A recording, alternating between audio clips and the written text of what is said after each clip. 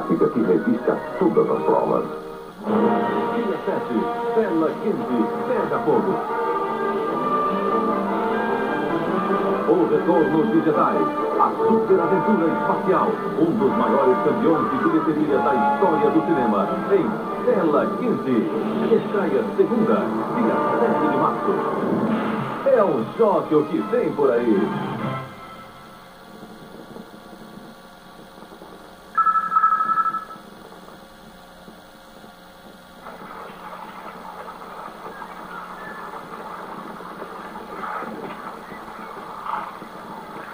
Nós 3 iremos, os outros ficarão aqui.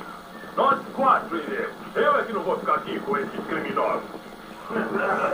Nós 4 iremos.